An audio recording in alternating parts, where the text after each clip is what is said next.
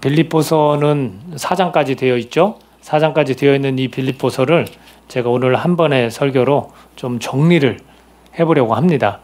마치 이 전체 내용을 가지고 단 한 번의 설교로 마무리를 좀 져야 되는 그런 상황이고, 이 전체 내용을 좀 압축해서 핵심적인 것들로 제가 전하려고 합니다.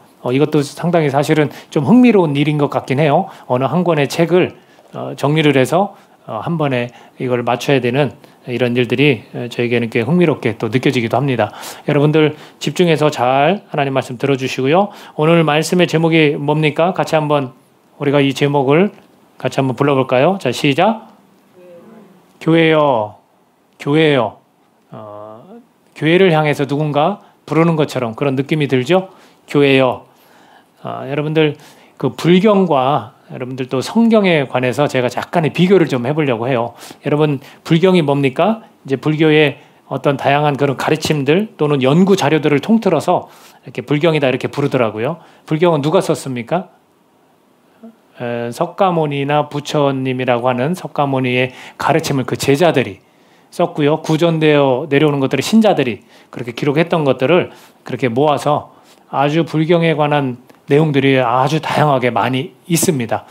뭐 우리가 흔히 아는 뭐 대승불교다 이런 표현도 쓰듯이 그 불경에는 제가 알고 있는 이름도 몇 가지 있어요. 법화경, 화엄경, 그죠? 반야심경, 또 대장경, 뭐 이런 것들이 이거보다 더 수없이 많아요. 근데 이 불경을 누가 썼냐면 사람이 쓴 거죠. 그죠? 그렇다면 성경하고 약간의 비교를 한다면 성경은 몇 권으로 되어 있냐면 지금 우리 성경책 한 권에 다 압축되어 있지만 66권이에요. 사실은 그 밖에도 외경이라는 것도 있고 다른 문헌들도 있긴 해요. 그러나 정경이다 해서 모아진 이 지금 우리가 지금 보고 있고 들고 있는 이 성경 66권으로 되어 있는데 불경의 내용들은 좀 다양함이 좀 있습니다. 차이가 좀 있고요. 그러나 성경은 통일성이 있어요. 전체적으로 같은 주제로 이야기를 끌고 간다라는 거죠. 물론 성경도 기록한 자들이 있습니다. 그 기록한 자들을 우리가 뭐라고 하냐면 저자다 이렇게 부르지 않습니다. 뭐라고 부르나요? 기자다. 그래서 성경의 저자는 누굽니까? 하나님이라는 거죠. 사람을 통해서 하나님이 쓰셨다라는 것이 불경과는 다른 점입니다. 그래서 이 성경을 그래서 우리가 말하기를 저자와 기자로 나눠서 이렇게 이야기를 하고 있습니다. 다시 말하면 성경은 하나님의 메시지다. 이렇게 말할 수 있는 겁니다. 그리고 우리는 그렇게 믿고 있습니다. 하나님이 우리에게 주는 시대를 불문하고 모든 믿는 자들에게 주는 하나님의 메시지다라는 거죠. 오늘 읽은 우리의 본문 내용을 보면 사도 바울이 편지는 썼지만 결국은 그 편지는 누구의 마음을 담은 거냐면 사도 바울의 마음도 담았지만 하나님의 마음을 담았다라는 겁니다. 사도 바울의 마음을 표현한 핵심적인 내용들을 제가 본문으로 한번 정해본 거예요.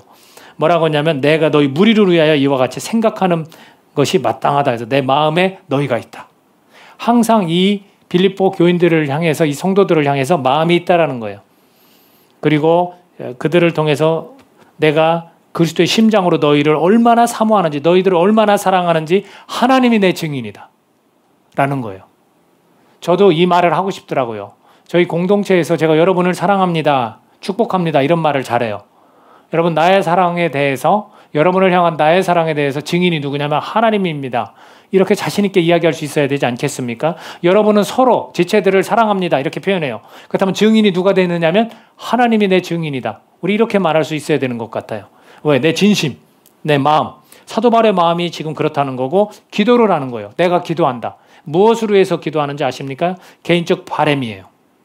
바램입니다. 내가 너희를 위해서 기도하는데 너희 사랑의 지식과 모든 총명으로 점점 더 풍성하게 하사 너희로 지극히 선한 것을 분별하고 진실하여 허물 없이 그리스도의 날까지 이루고 또 예수님을 통해서 의의 열매가 가득하여 하나님의 영광과 찬송이 되어지기를 원한다라는 거죠. 어떻게 보면 개인의 바람이지만 성경은 하나님의 메시지라고 말했습니다. 결국 이것은 주님의 바람인 것입니다. 주님이 기도하는 거예요. 우리를 위해서 그런 마음을 표현하고 계신 겁니다. 누구라도 이런 기도를 나도 그런 소원과 그런 소망을 가지고 있다라고 말할 겁니다. 특히나 목회자라면 누구나 그럴 것 같습니다. 왜? 하나님의 바람이니까 저도 마찬가지인 거예요. 우리 가운데 사랑의 지식이 점점 더 많아지고 또 총명으로 점점 더 풍성하게 되어지고 그리고 지극히 선한 것을 막 우리가 분별할 수 있고 또 진실하여 허물 없이 그리스도의 날까지 우리가 믿음을 지키고 의의 열매를 맺을 수 있는, 그래서 하나님의 영광과 찬송이 되어지는 것을 저는 여러분에게 바라고 있습니다. 그렇게 사모하는 마음을 가진 주님의 마음, 사도 바울이 빌립보 교회 성도들을 향해서 그런 사모하는 마음이 있었듯이 오늘 우리를 향해서 주님께서 사모하는 마음이 있다라고 그렇게 표현해주고 계십니다. 그래서 5가지 선언을 하고 있습니다. 이 빌립보서를 통해서 주님께서 오늘날 우리 교회들에게 5가지 선언을 하고 있는 겁니다.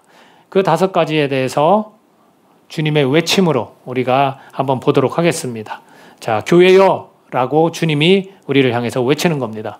첫 번째가 뭐냐면 교회여 복음을 전파하라, 이렇게 선언하고 계십니다. 교회가 해야 될 일이 뭘까요? 복음을 전파하는 거예요. 이 땅 가운데 교회가 수많은 역사를 통해서 세워졌습니다. 그 교회가 계속해서 이어질 수 있었던 건 복음을 전파했기 때문에 이어질 수 있었다라는 겁니다. 자, 18절 오늘 읽지는 않았지만 계속해서 한번 찾아보겠는데 18절 한번 같이 한번 읽어볼까요? 빌립보서 1장 18절 읽어보겠습니다. 자, 시작. 그러면 무엇이냐? 거칠애로 하나 참으로 하나 무슨 방도로 하든지 전파되는 것은 그리스도니 이로써 나는 기뻐하고 또한 기뻐하리라. 이게 무슨 얘기냐? 이 사도 바울이 감옥 안에 갇혔습니다. 그랬는데 많은 사람들이 이것을 통해서 더욱더 담대함으로도 예수님을 전하더라라는 거예요. 근데 어떤 사람들은 시기와 분쟁으로, 또 어떤 사람들은 착한 뜻으로 예수님을 전하는 거예요. 그러면 우리가 흔히 이야기할 때 착한 뜻으로 전한 사람들이 맞고 시기와 분쟁으로 전한 사람들은 잘못됐다, 우리 이렇게 정죄할 수 있잖아요. 그죠? 근데 그거에 대해서 사도 바울은 뭐라고 하냐면 아무 상관없다라고 지금 18절에서 말하는 거예요. 그러면 무엇이냐? 거칠애로 하나 참으로 하나 무슨 방도로 하든지 전파되는 것은 예수 그리스도다, 이렇게 표현하고 있습니다. 왜 사람들은 투기와 분쟁으로 전했을까요? 그런 시기로 전했을까요? 사도 바울을 괴롭히기 위해서 그랬다라는 거예요.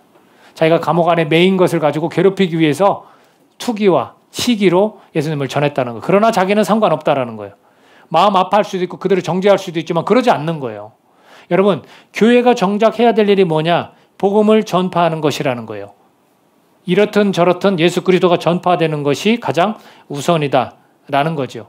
순수함으로 전했든 그러지 못했든 예수 그리스도가 전파되는 것이 교회가 해야 될 일이다라고 전해주고 있습니다.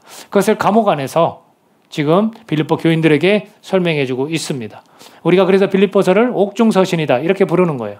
옥중서신은 4개가 있습니다. 에베소서, 빌립보서, 빌레몬서, 골로새서, 이렇게 4가지의 편지가 교회들을 향해서 전해졌습니다. 그 중에 하나가 빌립보 교회를 향해서 지금 교회여 복음을 전파하라 라고 그렇게 말해주고 있습니다. 여러분들, 교회가 이 일을 못한다면, 복음을 전파하는 일을 못한다면 교회라고 할 수 있을까요? 없죠. 교회라고 할 수 없어요. 복음을 분명히 전파해야만 교회인 것입니다.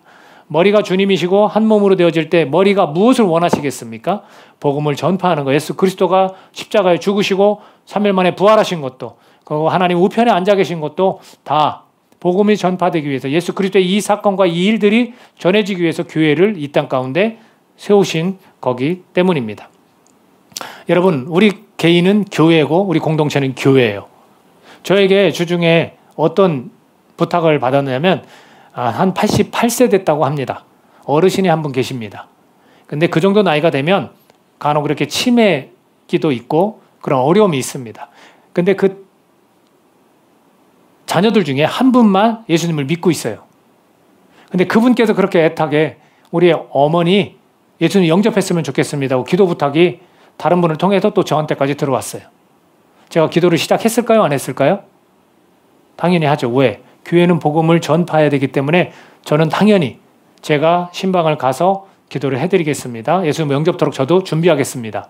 그래서 D-Day 날짜를 잡았어요. 그 딸이 얼마나 간절히, 그 집사님이신데 저도 전혀 일면식을 한 적이 없어요. 그분이 얼마나 간절하게 어머니를 위해서 기도하겠습니까?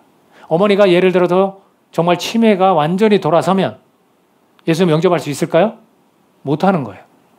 못하는 겁니다. 긴박한 상황인 거예요. 이 가운데 우리가 해야 될 일이 뭘까요? 복음을 전하는 거예요. 그 한 영혼이라도 예수님을 영접해서 구원토록 하는 겁니다.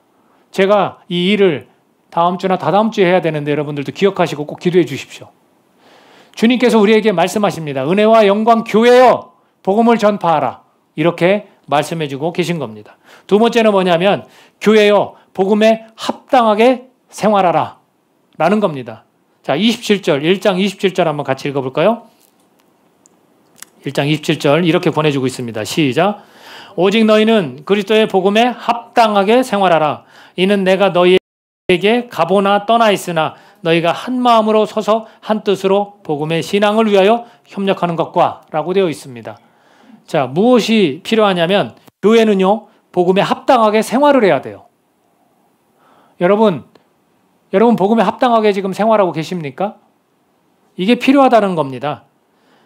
지도자가 있건 없건 지금 이 빌립보 교회 내의 공동체는 복음에 합당하게 생활하라 라고 권해주고 있는 겁니다. 한 마음으로 한 뜻으로 복음을 위해서 협력하는 일. 그것 때문에 복음에 합당하게 생활하고 말하고 있고 28절에 가서는 뭐라고 하냐면 무슨 일에든지 대적하는 자들 때문에 두려워하지 아니하는 이 일을 듣고자 함이라 라고 되어 있어요. 그 공동체에 속해서 그리스도인으로 살아갈 때는 언제나 대적하는 대적자들이 있습니다. 근데 그 대적자들을 두려워하지 않기 위해서 너네는 복음에 합당하게 생활해야 한다라는 거예요. 이 대적자는 여러분 우리를 자꾸 믿음의 길에서 벗어나게 하려는 대적자가 누굽니까? 여러분의 친구예요? 아니요. 누굽니까? 어둠의 권세자 사탄입니다. 사탄이 자꾸 우리를 주님의 그 길에서 벗어나도록 만드는 거고요. 사탄이 또 누구를 사용합니까? 우리 주변에 믿지 않는 자들, 그 사람들을 사용하는 거예요. 그 대적자들을 두려워하지 않게 하기 위해서 복음에 합당하게 생활하는 것이고 또 함께 협력해서 복음을 한마음 한뜻으로 복음을 위해 협력하기 위해서 복음에 합당하게 생활하라 이렇게 권해주고 있습니다.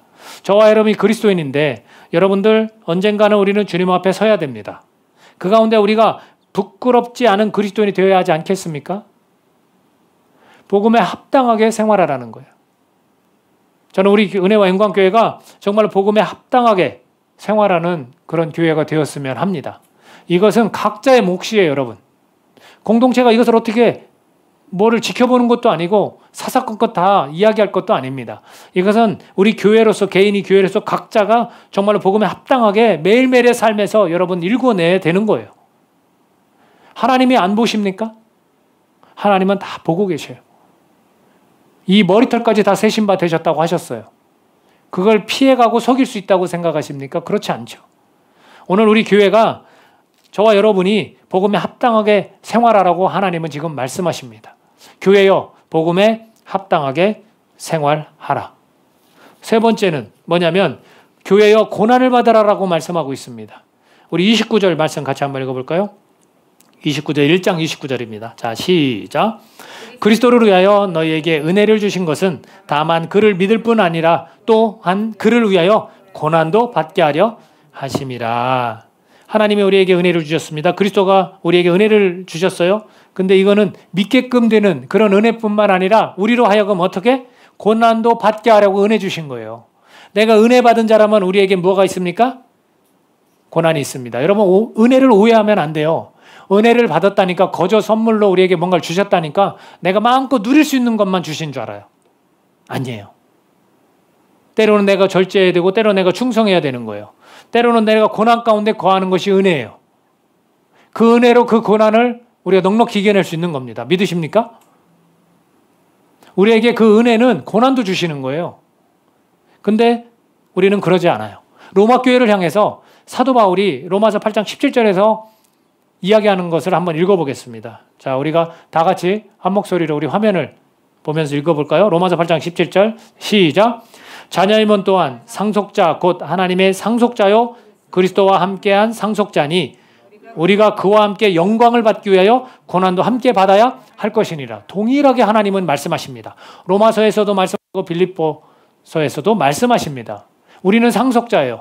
그래요. 우리는 하나님 만날 때 하나님으로부터 상속자로서 하나님 그리스도와 함께 우리가 모든 걸 다 상속받습니다. 그 가운데 하나가 그와 함께 예수님과 함께 영광을 우리가 받습니다. 근데 이 영광을 받는 건 분명한 사실인데 영광을 받기 위해서 이 땅 가운데서는 무엇을 하라고요? 고난도 함께 받으라는 겁니다. 교회여 고난을 받으라. 이것을 누가 듣기 좋아하겠습니까? 우리 믿는 자들은 고난을 싫어해요. 주님이 은혜 주신 것은 평탄하게 되어지고 내가 정말로 원하는 바가 다 이루어지는 것을 우리 은혜라고 생각해요. 주님께서 나에게 은혜를 베푸셔서 내가 암이 걸렸어. 이렇게 말하는 사람은 없습니다. 내가 주님의 은혜 때문에 복음을 전하다 침뱉음을 당했어. 조롱을 받았어. 이렇게 말하는 사람은 없습니다. 주님이 나에게 은혜를 주셔서 내가 승진을 했어. 이렇게 말합니다. 주님이 나에게 은혜를 주셔서 내 병이 나았어. 이렇게 말합니다. 근데 이것은 반쪽짜리 은혜인 거예요. 여러분, 편의와 순종을 맞바꾸면 안 되는 겁니다. 고난을 받으라는 것도 순종해야 되는 거예요. 복음 때문에 내가 고난을 받을 수 있어야 되는 거예요. 내가 고난도 자처할 수 있어야 되는 거예요. 근데 어렵고 힘든 거는 피하려고 하는 거예요. 여러분, 이건 편의입니다. 편의.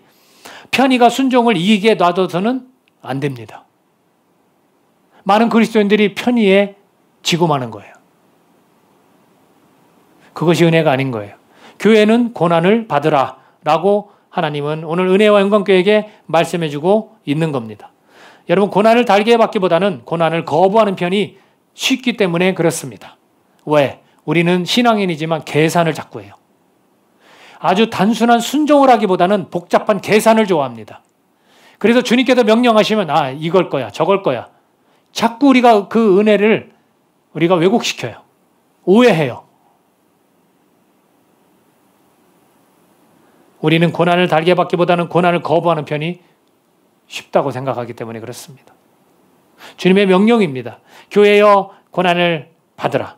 여러분, 부흥의 역사는 고난 없이 이루어지지 않았습니다. 순교, 핍박, 박해, 헌신, 충성, 사랑. 힘들고 어려운 일이라도 이 고난을 무사히 통과할 때 주님은 역사하셨어요. 오늘 우리 교회에 필요한 게 뭐겠습니까? 우리가 부흥을 외치고 있어요. 그럼 우리에게 필요한 게 뭐겠습니까? 주님이 주신 은혜라 우리에게 있다면 우리는 고난을 받아야 되는 거예요.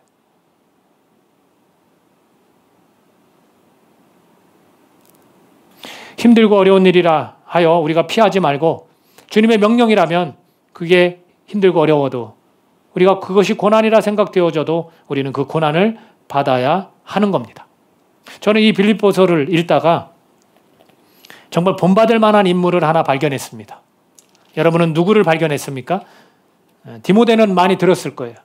그도 물론 헌신했고 굉장한 주님께 충성된 사람입니다. 그러나 또 한 사람, 에바브로디도라는 사람, 그 사람을 보고 저는 제가 감동을 참 받았습니다.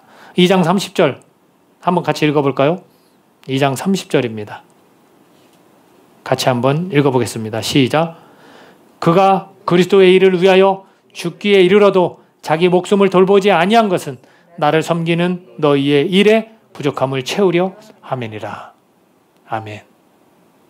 에바브로디도가 병에 걸렸어요. 그 윗구절들을 쭉 보면 그가 병에 걸렸어요. 그리고 그 이야기를 빌립보 교인들이 듣고 근심했어요. 근데 그가 자기 몸을 이렇게 아끼지 않고 복음을 전하는 그 일들 중에 하나님께서 긍휼을 베푸셨다고 그랬어요. 그래서 그 병이 나았고 그 병을 나았다는 소식을 좀 얼른 전해주고 싶다. 그래서 내 근심까지도 면하게 하고 싶다라고 위에 쭉 나와 있습니다. 그러므로 내가 더욱 급히 그를 보낸 것은 너희로 그를 다시 보고 기뻐하게 하며 내 근심도 덜려 함이니라. 이렇게 되어 있습니다. 에바브로디도는 이렇게 고난을 달게 받았어요. 자기가 죽을 병에 걸렸지만 나는 이제 여기서 마무리하고 내 몸을 관리해야 되겠구나라고 생각하지 않고 끝까지 복음을 전하면서 지냈더니 하나님께서 긍휼을 베푸셔서 그 병이 모두 낫게 해주셨다라는 겁니다. 오늘 우리에게 이러한 신앙의 본을 보인 이 믿음의 사람들을 우리가 본받으라고 주님께서 말씀하시는 거 아니겠습니까? 은혜와 영광교회여 고난을 받으라. 아멘으로 우리가 화답할 수 있겠습니까? 복음을 위해서 고난을 받읍시다. 저도 다시 한번 이런 말씀을 통해서 다시 한번 힘을 얻는 거예요. 제 몸이 비록 아프고 힘들지만 아무 상관없습니다. 복음 전하는 것과는 이건 아무 상관없습니다. 내 몸을 추스리고 내가 나아야 복음을 전하는 게 아니라는 거예요. 여러분 믿으십니까? 여러분 힘들고 어려운 일이 있다면, 여러분 고난을 지금 받고 있다면 복음 전하는 것과는 아무 상관이 없다라는 것. 여러분 편의를 선택하시지 말고 순종을 선택하십시오. 네 번째는 뭐냐면 교회를 향한 이 선언. 하나님의 마음은 뭐냐면 교회여 예수님의 마음을 품으라 라는 거예요. 2장 5절입니다. 빌립보서 2장 5절 같이 한번 읽어볼까요? 빌립보서 2장 5절입니다. 자, 시작. 너희 안에 이 마음을 품으라. 곧 그리스도 예수의 마음이니. 여러분 교회가 예수님의 마음을 품지 않는다면 그게 정말 교회겠습니까? 그렇지 않아요. 그리스도 안에서 권면하고 사랑의 위로가 있고 성령의 교제와 긍휼과 자비가 있다라고 말하고 있습니다. 또 오직 겸손한 마음을 가지라. 자기보다 남을 낮게 여겨라. 그렇게 말해주고 있습니다. 자기 일뿐만 아니라 다른 사람들의 일도 돌보아라. 이렇게 말해주고 있어요. 이런 교회. 여러분 이런 교회가 예수님의 마음을 품은 교회가 아니겠습니까? 그걸 자세하게 설명을 해주고 있습니다. 2장 2절에 가서는 또 이런 표현을 쓰죠. 마음을 같이하여 같은 사랑을 가지고 뜻을 합하여 한 마음을 품어. 이렇게 생활하라는 거예요. 여러분 이런 교회야말로 정말로 주님께서 기뻐하시는 교회가 아니겠습니까? 여러분 어떤 마음으로 사세요? 지금 여기서 말하는 예수님의 마음을 품고 그리스도 안에도 권면하고 사랑의 위로가 있고 성령의 교제와 긍휼과 우리 안에 자비가 있습니까? 오직 겸손한 마음을 가지고 자기보다 남을 낮게 여기고 있습니까? 내 일뿐만 아니라 다른 사람 일까지 우리가 돌보고 있습니까? 같은 마음으로 같은 사랑으로 한 마음으로 뜻을 합하여 지내고 있습니까?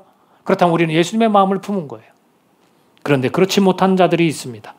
다툼과 허용으로 하지 말라라고 말씀해주고 있습니다. 2장 3절에 아무 일에든지 다툼이나 허용으로 하지 말고 라고 되어 있습니다. 성도들의 삶에서 다툼과 허용을 가진 사람들이 있어요. 2장 14절에 가보면 또 어떤 사람들이 있는지 아십니까? 2장 14절 읽어볼까요? 2장 14절 시작. 모든 일을 원망과 시비가 없이 하라. 원망과 시비와 다툼과 허용이 가득한 마음이 있는 자들이 있다라는 거예요. 그래서 그것을 버리고 예수님의 마음, 그리스도의 마음을 품으라 라고 우리에게 권해주고 있습니다. 사랑하는 여러분, 오늘날 우리 교회가 가져야 될 마음이 어떤 마음입니까? 예수님의 마음을 품어야 된다라는 겁니다. 마지막으로 뭐라고 선언하고 계시냐면 교회요 기뻐하고 또 기뻐하라라는 거예요. 기뻐하라는 단어가 얼마나 이 빌립보서에 많이 나오는지 모릅니다. 그래서 기쁨의 서신이라고도 해요. 옥중 서신임에도 불구하고 감옥 안에서 자기 자신의 마음을 주님의 마음을 그렇게 표현하는 데 있어서 그는 기뻐하고 있다라는 표현을 엄청 많이 하고 있습니다. 2장 18절 한번 볼까요? 2장 18절 자 읽습니다. 시작. 이와 같이 너희도 기뻐하고 나와 함께 기뻐하라. 여러분 감옥 안에서 기뻐할 수 있습니까? 여러분이 복음 때문에 이런 고난을 받으면 기뻐할 수 있습니까? 내 동역자들은 옆에서 병 때문에 죽어가고 있는데 기뻐할 수 있습니까? 복음 때문에 그런 고난받는 건 어떻다는 거예요? 괜찮다는 거예요. 너가 지금 복음 전하다가 이런 병에 걸렸지만 너는 하나님부터 큰 영광을 누릴 것이다 라는 믿음이 있기 때문에 그래요. 또 한번 찾아볼까요? 끝자락에 가서 또 말합니다. 4장 4절 4장 4절 읽어볼까요? 자 시작. 주 안에서 항상 기뻐하라. 내가 다시 말하노니 기뻐하라. 아마도 우리 가운데 저를 비롯해서 제가 아마 감옥에 가 있으면 제가 기뻐할 수 있을까? 근심 걱정만 가득할 것 같아요. 근데 그는 감옥 안에서도 권해주고 있습니다. 기뻐하고 또 기뻐하라. 항상 기뻐하라. 주님 안에서는 기뻐할 수 있다라는 것을 말해주고 있습니다. 그가 왜 기뻐하고 또 기뻐하라고 계속해서 말해주냐면 여러분 우리가 처음부터 주님께서 우리에게 주는 교회를 향한 선언을 한번 다시 되새겨 볼 필요가 있어요. 첫 번째 뭐라고 했습니까? 교회여 복음을 전파하라라고 했습니다. 18절에 가서 그는 이렇게 말하고 있거든요. 다시 한번 읽어드리겠습니다. 그러면 무엇이냐? 거칠애로 하나 참으로 하나 무슨 방도로 하든지 전파되는 것은 그리스도니 이로써 나는 기뻐하고 또한 기뻐하리라. 복음이 전파되는 것 때문에 자신은 기뻐할 수 있다라는 거예요. 주 안에서 기뻐하고 또 다시 말하노니 기뻐하라라는 거는 복음이 전파되는 것을 위해서 너네들은 기뻐하고 있느냐는 거예요.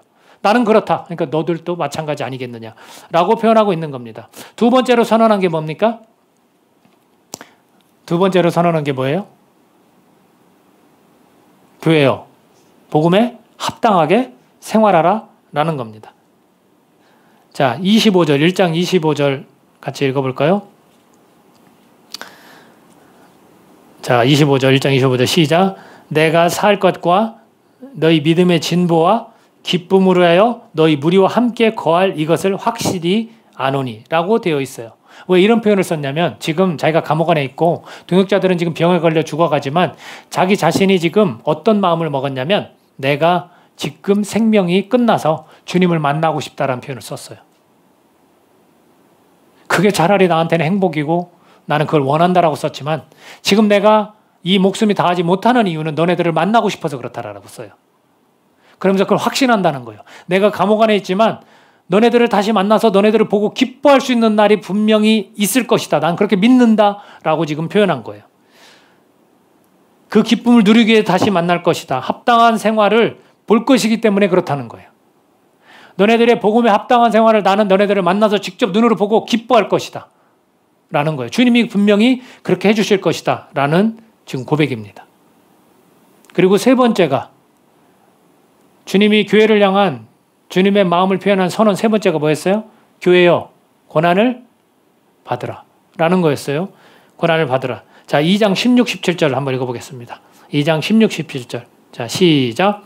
생명의 말씀을 밝혀 나의 다름질이 헛되지 아니하고 수고도 헛되지 아니하므로 그리스도의 날에 내가 자랑할 것이 있게 하려 함이라. 만일 너희 믿음의 재물과 섬김 후에 내가 나를 전제로 드릴지라도 나는 기뻐하고 너희 무리와 함께 기뻐하리니.